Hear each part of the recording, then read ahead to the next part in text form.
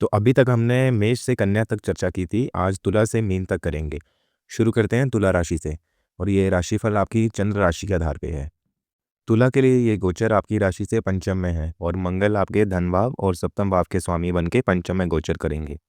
आप अपने पुराने काम को छोड़कर कुछ नया करने की सोच सकते हैं इस समय पे। अपना नाम बनाने के लिए आप आगे बढ़ेंगे। व्यापारियों के लिए, जो एजुकेशन मीडिया से जुड़े हैं, उनके लिए ये बहुत अच्छा समय रहेगा।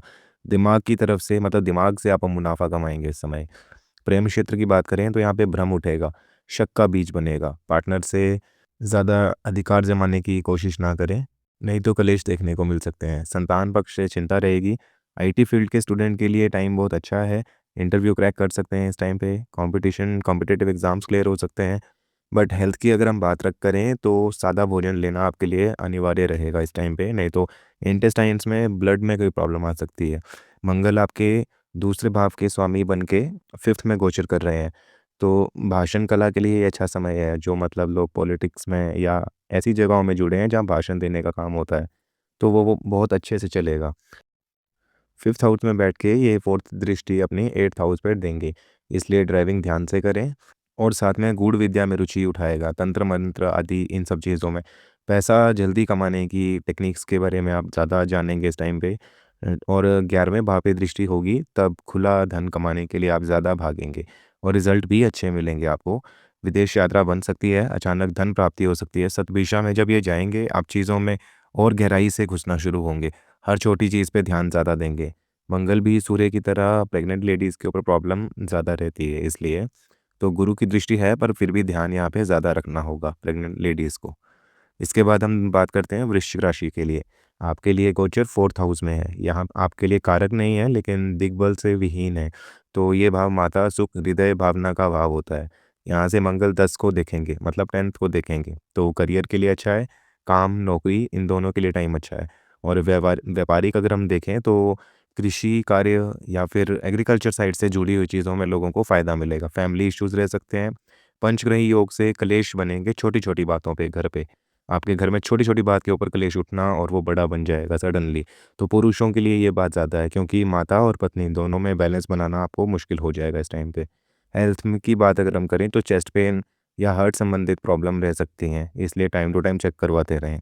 मंगल की फोर्थ दृष्टि 7th हाउस पे है, पार्टनर का गुस्सा बढ़ेगा। 10th पे दृष्टि करियर में अच्छा है, लेकिन विरोधी भी दबेंगे आपके साथ-साथ, जो उठेंगे वो साथ-साथ दबेंगे।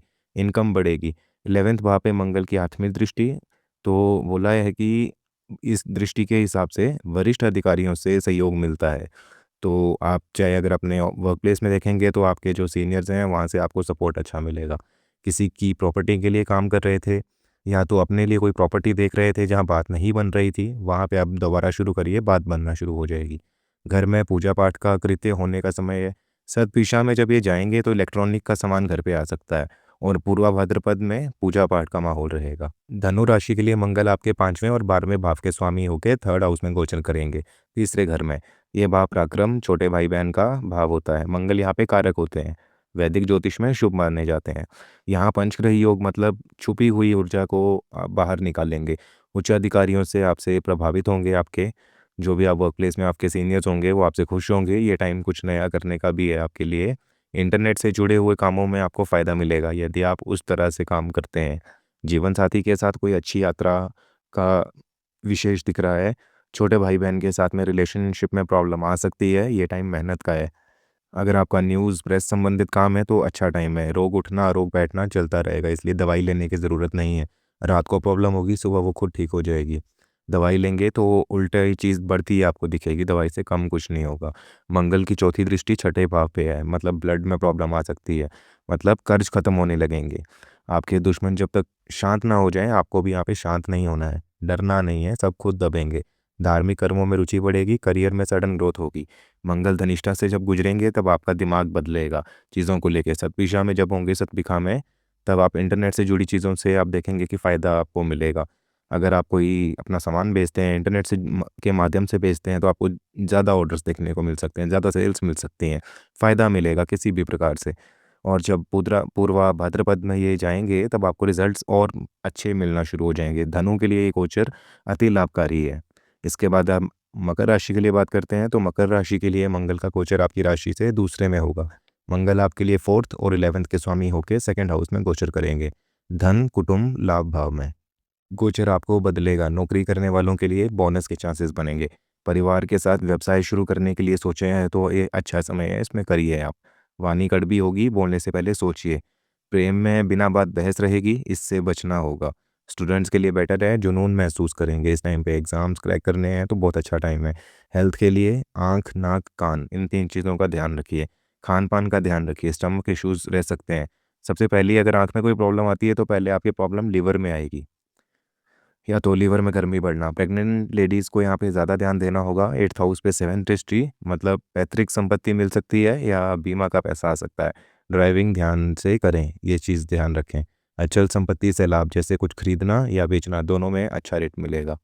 आपके जीवन में बाहरी लोगों का इंटरफेयर जो है वो ज़्यादा बढ़ने लगेगा, जो कि सही नहीं है। और जब सतभिषा से गुजरेंगे, ना ही आपको किसी की लाइफ में ज़्यादा इंटरफेयर करना है, ना ही किसी को करने देना है। और जब पूर्वा भाद्रपद में आएंगे, पैसे के लिए समय अच्छा रहेगा। बस अपने दांतों का ध्यान साथ में रखिएगा। इसके बाद हम बात करते हैं कुंभ राशि की। तो आपके लिए पंचग्रही योग आपके लगन में है।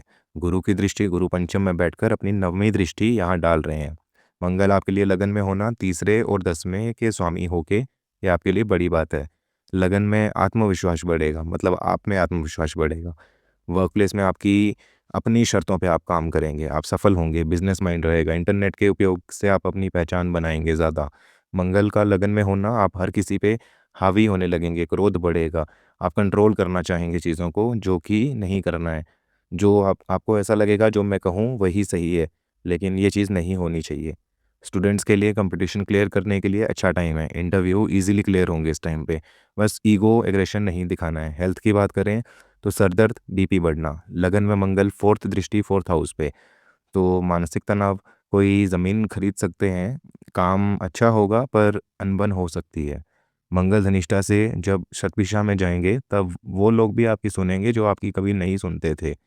इज्जत बढ़ेगी, मतलब चाहे वो अपने फ़ायदे के लिए आपसे बात करेंगे, लेकिन बात करेंगे। तकनीकी काम बढ़ेंगे या बनेंगे। पूर्वाभद्र में आपको सफलता मिलेगी। इसके बाद हमारी आखिरी राशि है मीन राशि। मीन राशि के लिए मंगल का गोचर आपकी राशि से 12th में है। दूसरे और 9वें भाव के स्वामी मंगल 12th हाउस में गोचर कर रहे हैं। इतना शुभ भी नहीं है, कुछ मामलों में अच्छा है। ये गोचर खर्चा करवाएगा, बट साथ ही भाग्य उदय भी होगा। ये टाइम या तो आप खुद विदेश चले जाओ तो बेटर है, या तो विदेश से जुड़ी चीज़ों में काम करो, उन बाहर की जुड़ी कंपनियों में काम करो, तो आपको फ़ायदा अच्छा मिलेगा। फॉरेन लैंड से यहाँ पे हमें फ़ायदा दिख रहा है। खर्च ज़्यादा बढ़ेगा। प्रेम और मैरिड लाइफ में विचारों की दूरी आएगी, मतलब आप देखेंगे पार्टनर से ज़्यादा मेंटली आप कनेक्ट नहीं हो पाएंगे। ज़्यादा बहस नहीं करनी है इस टाइम पे। स्टूडेंट उच्च शिक्षा प्राप्ति होगी, मतलब एग्ज़ाम्स क्लियर करना चाहते हैं तो बहुत अच्छा टाइम है। मेहनत करो, रिजल्ट आपको डबल मिलेगा इस टाइम। हेल्थ के लिए ध्यान रखना है। थकान महसूस होगी, आंखों से संबंधित परेशानी देखने को मिल सकती है। हॉस्पिटल में पैसा लगेगा, हेल्थ इश्यूज़ रहेंगे। 6th हाउस में मंगल की 7th दृष्टि। शत्रु हैं लेकिन कुछ बिगाड़ेंगे नहीं आपका। शत्रु उस टाइम पे उठेंगे लेकिन कुछ बिगाड़ नहीं पाएंगे। ये टाइम आपको कर्ज खत्म करने के लिए मिला है, तो इस टाइम कर्ज खत्म करिए। मंगल की 8वीं दृष्टि 7th हाउस पे। जीवन साथी के साथ ईमानदार रहना होगा। धनिष्ठा के 2 चरण में आपको विदेश से धन आने के चांसेस हैं। सतभिषा में कष्ट होगा, हेल्थ इश्यूज बढ़ेंगे। पूर्वा भाद्रपद में गुरु दीक्षा लेने का आपका मन करेगा, पूजा पाठ करने का मन करेगा, अध्यात्म बढ़ेगा, और उस टाइम पे हेल्थ इश्यूज खत्म खुद होना शुरू हो जाएंगे। लेकिन सतभिषा में जो हेल्थ इश्यूज रहेंगे, वहाँ पे हॉस्पिटल में पैसा खर्च होगा। तो मीन के लिए ये समय लाभ वाला है, लेकिन सावधानी रखना ज़रूरी है। कोई भी रोग शुरू हुआ तो वो पहले स्टमक से ही शुरू होगा, अगर अभी एज कम है। अगर पहले से ही कोई बड़े रोग हैं जैसे बीपी या हार्ट इश्यूज़ हैं पहले से, तो वहाँ पे आपको सावधानी ज़्यादा रखनी है इस टाइम पे, क्योंकि पंचग्रही योग है तो इनका इम्पैक्ट भी ज़्यादा ही रहेगा।